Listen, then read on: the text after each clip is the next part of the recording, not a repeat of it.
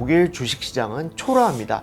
외소증에 걸려있다고 해도 과언이 아닙니다. 독일 증시의 시가총액 1위는 시가총액이 삼성전자의 4분의 1에도 못 미칩니다. 메르세데스 벤츠, 포르쉐, 폭스바겐, 아디다스는 전부 500위 안에도 못 들고 있습니다. 독일의 유망 기업들조차 안방을 버리고 떠나버렸다는 걸.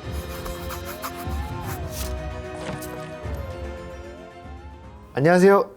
조선일보 손인석 기자입니다. 오늘 손인석의 머니워치에서는요, 독일 이야기를 해보려고 합니다. 독일이 유럽에서 가장 큰 나라인데요. 2020년대 중반 들어서 독일 경제가 큰 위기를 맞이하고 있습니다. 어려움을 겪는 이유는 다양한데요. 오늘은 그 중에서도 근본적인 부분을 이야기해 보려고 합니다. 바로 독일이 주식시장과 자본시장이 허약해서 기술 산업의 경쟁력을 떨어뜨린다는 점을 말씀드리려고 하는데요. 이걸 독일 정부나 학자들도 근년에 들어서 독일 경제의 심각한 약점이라고 인정하고 개선책을 찾으려고 노력하고 있습니다. 독일의 주식시장이 얼마나 후진적이며 어떤 후폭풍을 낳고 있는지를 분석하겠습니다. 또한 독일이 왜 그런 문제를 갖게 됐는지, 그게 한국 경제에 시사하는 바가 무엇인지도 말씀드리겠습니다. 우리는 흔히 열심히 일해서 좋은 물건을 만들고요, 그것을 수출해서 외화를 벌어들이는 길이 국가 경제의 정석이자 번영의 길이라고 생각해 왔습니다. 20세기 후반에 이런 모델을 증명한 대표적인 나라가 독일입니다. 장인 정신으로 무장한 마이스터의 나라이고요. 메르세데스 벤츠와 BMW, 그리고 세계 시장을 지배하는 수많은 강소기업들까지 독일은 제조업 최강자로 오랫동안 군림해 왔습니다. 실물 경제에서는 사이즈가 거대한 독일이지만 정작 자본주의의 꽃이라 불리는 주식시장에서는 초라하기 짝이 없습니다. 놀라울 정도입니다. 독일은 경제 규모를 말하는 GDP가 지난해 5조 달러로서 약 7,500조 원에 달하는 거대 국가입니다. 작년 GDP가 미국, 중국에 이어 세계 3위였습니다. 영국과 프랑스는 인구가 각 6,700만 명 정도로서 거의 비슷한데요. 독일은 그보다 인구가 확실히 많은 8,400만 명에 달합니다. 그래서 유럽의 3대장이라고 하지만 독일이 영국, 프랑스보다 확실히 더 큰 나라입니다. 그런데 독일 주식시장은 초라합니다. 주가정보업체 컴퍼니스 마켓캡에 따르면 독일 상장사의 시가총액 합계는 올해 7월 중순 기준으로 2조 9,220억 달러입니다. 세계 11위인데요. 경제 규모가 세계 3위인 것에 비하면 순위가 매우 낮습니다. 영국의 3분의 2에도 못 미치고요. 프랑스보다도 작습니다. 또 중국과 비교하면 3분의 1에도 못 미치고요. 경제 규모가 엇비슷한 일본의 절반도 안 됩니다. 미국과 비교하면 27분의 1에 그칩니다. 그뿐만 아니라 독일 시가총액은 한국, 대만, 스위스 같은 비교적 작은 나라들보다도 작습니다. 스위스의 경우 인구가 독일의 8분의 1에도 못 미칠 정도인데요. 시가총액은 스위스가 독일보다 2천억 달러 정도 더 많습니다. 우리나라와 비교하더라도요, 독일 시가총액은 우리나라보다 1조 달러 가까이 적습니다. 경제 규모 대비로 보더라도요, 독일은 GDP 대비 시가총액 비율이 58%밖에 되지 않습니다. 미국이나 영국의 경우 이 비율이 150%를 훌쩍 넘기는 것과 비교됩니다. 한마디로 독일은 실물 경제는 거대한 몸집을 자랑하지만 자본시장은 외소증에 걸려있다고 해도 과언이 아닙니다. 독일과 지리적으로 가까운 나라 스웨덴이 유럽에서는 자본시장 활성화를 위해 두드러지게 노력하는 나라인데요.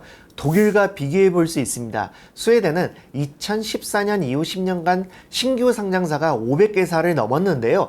이 기간 동안 독일, 프랑스, 스페인, 네덜란드의 신규 상장사들을 모두 합친 것보다 많을 만큼 주식시장 활성화에 열심입니다. 그런데 스웨덴은 독일과 사이즈가 비교가 안 됩니다. 인구는 8분의 1 정도이고요. 경제 규모는 7분의 1 수준밖에 안 됩니다. 하지만 국가 시가총액은 독일의 44%니까 절반에 가깝습니다. 스웨덴의 GDP 대비 시가총액 비율은 무려 169%에 달해서 이 비율이 독일의 3배에 달합니다. 더 충격적인 데이터는 전체 상장기업 숫자입니다. 인구가 8배나 많고 거대 기업이 수두룩한 독일의 상장기업 숫자는 약 780개인데요. 훨씬 작은 나라 스웨덴의 상장기업 숫자는 약 830개로 오히려 독일보다 더 많습니다. 스웨덴은 유럽의 실리콘밸리라고 불릴 만큼 주식시장을 통한 자금 조달과 기업 공개가 활발한 나라입니다. 반면 독일은 새로운 혁신 기업들이 증시의 명암을 내미지 못하는 정체 상태라는 겁니다. 네, 우리에게 익숙한 벤츠, BMW, 폭스바겐, 아우디 같은 자동차 회사들이나 지멘스 같은 거대 기업들이 있으니까 당연히 시가총액도 엄청날 것이라 생각하기 쉽습니다. 하지만 현실은 그렇지 않습니다. 글로벌 자본시장의 냉정한 저울 위에 올려놓으면 독일 간판 기업들의 위상은 놀랄 정도로 낮습니다. 컴퍼니스 마켓캡에 따르면 독일 증시의 시가총액 1위는 7월 중순 기준으로 지멘스인데요. 세계 순위에서는 73위밖에 안 됩니다. 시가총액이 삼성전자의 4분의 1에도 못 미칩니다. 독일 2위는 기업용 소프트웨어 세계 1위인 SAP, 셉이라고도 불리는 회사인데요. 이 회사는 올해 초까지는 세계 50위 안팎이었는데 주가 하락으로 세계 100위 밖으로 밀렸습니다. 그래서 독일 기업은 글로벌 시가총액 100대 기업에 단 한 개 회사만 올려놓고 있는데요. 독일이라는 나라의 위상에 비해서 매우 초라합니다. 유럽의 라이벌 국가에 비해서도 초라합니다. 글로벌 100대 기업에 영국이 5개사, 프랑스가 3개사를 올려놓고 있는 것과도 비교됩니다. 독일에서 우리가 아는 유명한 기업인 메르세데스 벤츠, 포르쉐, 폭스바겐, 아디다스는 전부 500위 안에도 못 들고 있습니다. 글로벌 큰손들 사이에서 독일 대표 기업들이 높은 가치를 인정받지 못하고 있습니다. 이 부분이 중요합니다. 자본시장이 발달하지 않은 게 무슨 대수냐고 생각하는 분들도 있을 겁니다. 하지만 21세기에는 다릅니다. 미국이 세계의 기술 혁신을 선도하면서 빅테크를 앞세워서 유럽을 압도하고 있는데요. 이렇게 미국이 헤게모니를 쥐는 가장 큰 원동력이 뉴욕의 거대한 주식시장입니다. 기업들이 상장해서 거대한 자금을 직접 구매 형식으로 투자받아서 기술 개발을 빨리 하고 있습니다. 이것이 미국과 유럽의 경제적 격차를 키우는 핵심인데요. 독일이 유럽에서 가장 큰 나라이면서도 가장 주식시장 발전이 더디기 때문에 주식시장을 미천으로 하는 혁신이 나타나지 않고요. 그 탓에 기술 개발도 느립니다. 게다가 새로운 기업이 혜성처럼 나타나는 것도 보이지 않습니다. 독일 정부나 경제계에서도 이 부분에 대해 심각한 우려를 표시하고 있습니다. 독일 기업들은 여전히 은행에서 대출을 받아서 회사를 운영하는데요. 주식이나 회사채를 대규모로 발행해서 기술 개발에 투입하는 미국 회사들과 비교해서 속도전에서 밀릴 수밖에 없습니다. 과거 기계나 자동차를 만들던 시절에는 은행에서 꼬박꼬박 대출을 받아서 대규모 장치 산업을 키우는 방식이 통했습니다. 하지만 지금 우리가 사는 4차 산업혁명 시대는 AI, 플랫폼, 바이오처럼 성공 확률은 낮더라도 한 번 터지면 세상을 바꾸는 고위험 고수익의 시대입니다. 요즘 시대에는 능력 있는 젊은 인재들이 상장을 해서 대박을 터뜨릴 수 있다는 기대가 있어야 합니다. 그래야 창업을 해서 신기술과 새로운 서비스를 개발할 수 있는데요. 주식시장은 정체돼 있고 은행 대출 위주로 경제가 굴러가는 독일에서는 이런 활력이 부족합니다. 은행은 망할지도 모르는 혁신 스타트업에 대출을 해주지 않습니다. 돈을 무사히 돌려받을 수 있는지만 보기 때문에 어떤 기술이 있는지 미래가 얼마나 유망한지는 보지 않습니다. 무조건 기존의 큰 기업만 유리한 방식이 바로 대출입니다. 그래서 은행 대출로는 새로운 기술 기업이 탄생하기 어렵고 이게 유럽이 21세기에 미국이나 중국에 비해 갈수록 경제력이 처지는 핵심적인 이유라고 유럽인들 스스로가 인정하는 부분입니다. 그리고 이런 문제가 유독 독일에서 심하다는 것입니다. 독일은 모험 자본이 굴러다닐 수 있는 환경이 전혀 아니기 때문에 구글, 애플, 엔비디아 같은 요즘 시대의 패권 기업이 단 한 개도 나오지 못하는 것입니다. 그렇다 보니 독일 기업들도 독일 주식시장에서 상장하는 걸 꺼리는 일이 벌어집니다. 코로나 사태 당시 미국의 화이자와 함께 백신을 개발한 독일의 바이오엔테크는 상장을 미국의 나스닥에 해버렸습니다. 독일의 거대 기업 중에는 산업용 가스 제조사인 린데라는 회사가 있습니다. 이 회사는 독일과 미국에 동시 상장된 회사였는데요. 미국 증시에 집중하고 싶다면서 2023년 프랑크푸르트 증시에서 자진해서 상장 폐지하고 뉴욕 증시에서 단독 상장으로 전환해버렸습니다. 이런 사례들을 보면 독일의 유망 기업들조차 독일 자본시장에서는 자신들의 가치를 제대로 평가받을 수 없다고 판단해 안방을 버리고 떠나버렸다는 걸 알 수 있습니다. 역사의 수레바퀴와 독일 특유의 사회구조를 뜯어보면 왜 자본시장이 클 수 없었는지를 알 수 있습니다. 크게 4가지 족쇄가 독일 증시의 발목을 잡고 있습니다. 첫째, 은행 대출에 의존하는 오랜 전통 탓입니다. 오랫동안 중앙 집권적인 통일 국가였던 영국이나 프랑스와 달리 독일은 19세기 후반에야 뒤늦게 통일을 달성했습니다. 당시 나라의 기틀을 짠 비스마르크 총리는 당시 유럽에서 압도적인 경제력을 자랑하던 영국을 따라잡기 위해서 국가 주도로 거대 은행을 키웠습니다. 이런 메가뱅크들이 기업들과 끈끈한 관계를 맺고 장기 대출을 해서 공장을 짓고 경제를 키웠습니다. 이걸 하우스방크 시스템이라고 하는데요. 이렇게 하다 보니 대출 중심의 금융구조로 돌아가서 주식시장이 성장할 틈이 없었던 겁니다. 둘째로 가족 경영 중심의 중소기업들이 많기 때문입니다. 독일에는 히든 챔피언이라고 불리는 강소기업들이 많은데요.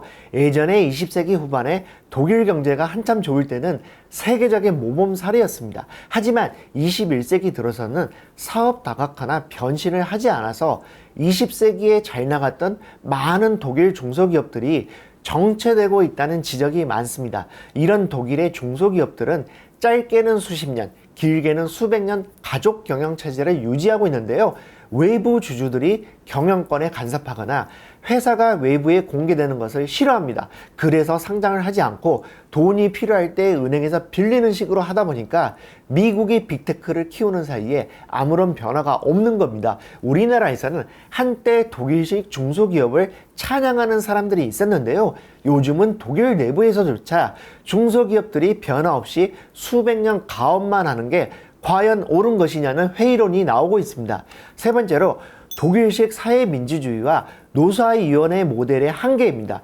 독일 기업들은 이사회를 통해서 주주들의 감시를 받는 게 아니라 노조가 경영에 직접 참여하는 노사위원회를 통해 기업을 운영해 왔습니다. 이게 20세기에는 대단히 선진적인 시스템으로 주목을 받았습니다. 특히 우리나라가 못 살고 근로자 권리가 제대로 보호받지 못하던 시절에는 근로자가 회사 경영에 참여한다는 걸 대단히 선진적인 체제로 생각했습니다. 노사가 함께 회사의 미래를 결정한다는 게 멋져 보였던 것입니다. 그런데 세상이 바뀌었습니다. 독일식 노사위원회 방식은 시시콜콜 노조의 회사 운영이 휘둘리는 결과를 낳았는데요. 그러다 보니까 별다른 발전이 없고 혁신이 없었다는 지적이 많습니다. 그러는 사이에 미국 기업들은 주식시장을 통해 대규모로 자금을 조달해서 기술 개발에 쏟아붓고 노조가 아니라 주주들의 감시를 받는 보다 선진적인 시스템을 갖췄는데요. 독일 기업들은 여전히 노사위원회 중심이니까 아직도 1970년대식 기업 문화에서 탈피를 못하고 있습니다. 네 번째로는 지방 분권의 역설입니다. 영국은 런던, 프랑스는 파리라는 수도가 거대 단일 도시로서 자본을 블랙홀처럼 빨아들입니다. 하지만 뒤늦게 통일된 독일은 전국적으로 권력이 분산되어 있습니다. 좋게 보면 고르게 발전되어 있는 셈인데요. 수도는 베를린인데 동쪽에 치우쳐 있고요. 부자들은 남부 미넨과 바이에른 지방에 많이 몰려서 삽니다. 또 북쪽의 함부르크도 잘 사는 곳이고요. 공장들은 루르 공업지대에 있습니다. 그런데 주식시장이 있는 경제 수도라는 프랑크푸르트는 도심 인구만 치면 80만 명에 불과한 크지 않은 도시입니다. 미국에서 큰 돈이 뉴욕에 쏠려 있는 것처럼 자본이란 건 한 곳으로 뭉쳐서 폭발력을 내야 효과적입니다. 그런데 독일에서 사방으로 쪼개진 지방 분권 구조는 국가적인 역량을 한 곳에 모으지 못하는 약점으로 작용하고 있습니다. 독일은 선진국 중에서 주식 투자를 가장 두려워하는 나라라고 해도 과언이 아닙니다.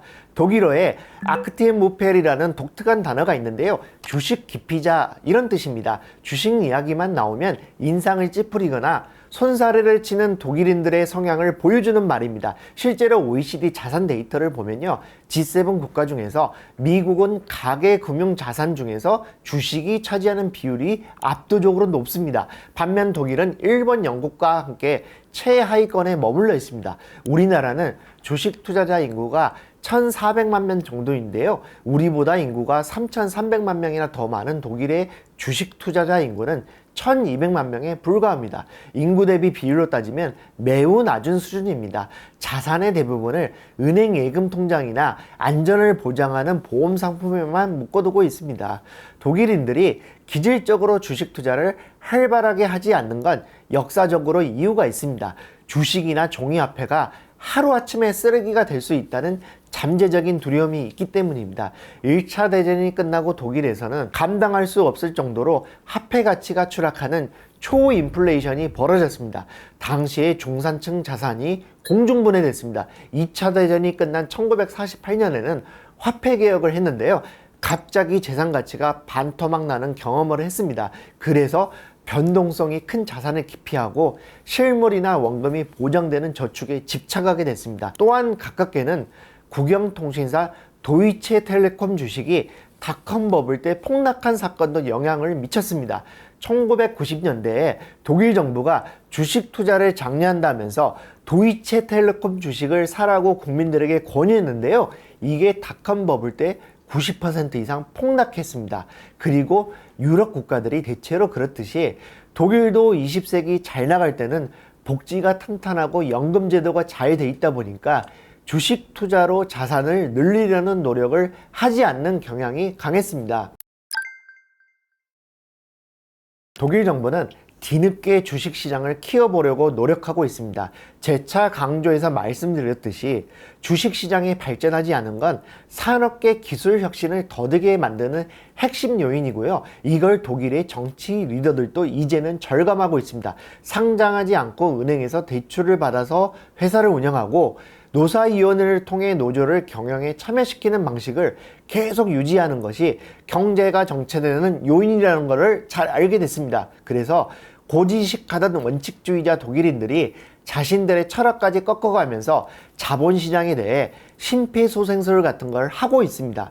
가장 대표적인 조치가 최근 통과시킨 미래금융법입니다.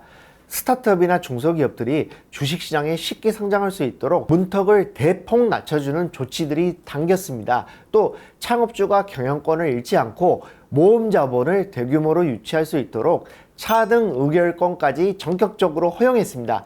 상장을 해서 외부 자금을 수혈받아 회사를 키울 때 대주주의 지분율이 낮아지더라도 가족 경영을 이어갈 수 있게 해준다는 것입니다. 더 파격적인 건 국민연금의 구조를 바꾸는 세대자본 제도의 도입입니다. 매년 120억 유로씩 국가가 국채를 찍어 빚을 내서라도 이 돈을 글로벌 주식시장의 통째로 굴리겠다고 선언한 겁니다. 빚을 내는 것을 헌법으로 금지할 만큼 혐오하던 독일 정부가 완전히 달라지고 있는 겁니다. 주식 투자를 탐욕이라고 비난하면서 예금만 고집하다가는 고령화되는 국민들의 노후연금을 도저히 지급할 수 없다는 현실을 독일 정부가 깨달은 것입니다. 한국 경제는 독일과 비슷한 점이 많습니다. 제조업 중심의 국가라는 점, 대외 수출로 먹고 산다는 점, 그리고 한국은 반도체, 독일은 자동차식으로 특정 핵심 산업에 국가의 명운이 과도하게 걸려 있습니다. 과거 고도 성장기 시절에 주식시장보다는 은행 대출을 통해 대기업을 밀어주던 관행도 비슷했습니다. 독일 경제가 예전만큼 위용을 자랑하지 못하는 이유는 여러 가지인데요. 주식시장과 기술 발전의 연결고리를 생각하면 이제는 자고우면하지 않고 열심히 물건만 잘 만들면 된다는 생각이 글로벌 무대에서 안 통한다는 것입니다. 온라인 비즈니스나 모바일 산업, 그리고 AI에 이르기까지 독일을 비롯한 유럽은 계속 미국과 중국에 비해 후발주자인 상태로 머무르고 있습니다. 그래서 우리는 스타트업들이 자본시장에서 자금을 조달해서 빨리 성장할 수 있는 선순환 구조 없이는 국가 경제가 정체될 수 있다는 걸 독일을 통해 알 수 있습니다. 모험 자본이 돌지 않는 경제는 차세대 기술이나 혁신 플랫폼을 선점할 수 없습니다. 독일 경제가 안 좋은 이유는 변화가 느리다는 것인데요. 특히 핵심 산업인 자동차 산업이 내연기관을 장착한 기계장치에서 전기로 움직이는 컴퓨터로 조금씩 바뀌는 과정에서 대처가 늦어서 위기를 맞고 있다는 지적이 많습니다. 이럴 때 자본시장에 돈이 많이 돌면 새로운 산업을 찾아서 본능적으로 대규모 자본이 움직이기 때문에 기업들에게 자극을 주고 변화를 가져올 수 있습니다. 그런데 이런 새로운 순환이 독일에서는 더뎠다는 게 독일 스스로의 반성입니다. 그리고 우리가 생각해 볼 거는요. 독일처럼 노조가 회사 경영에 참여하는 건 20세기에는 아름다워 보였을지 모르지만 21세기에 맞는 경영 스타일은 아닙니다. 미국 기업들이 철저히 주주의 요구를 반영하고 그래서 더 좋은 실적을 내고 있고요. 독일의 정치 경제계 리더들도 이제는 체질을 바꿔야 한다고 생각한다는 걸 우리가 알아야 할 필요가 있습니다. 지금은 전 세계적으로 통화량이 엄청나게 늘어나고 자본이 옮겨 다니는 속도가 빠릅니다. 기업이든 개인이든 투자를 생각하지 않고요. 주어진 일만 열심히 해야지 라는 생각으로는 변화에 적응하지 못하고 뒤처지기 쉽다는 점을 우리가 생각해 볼 필요가 있겠습니다. 감사합니다.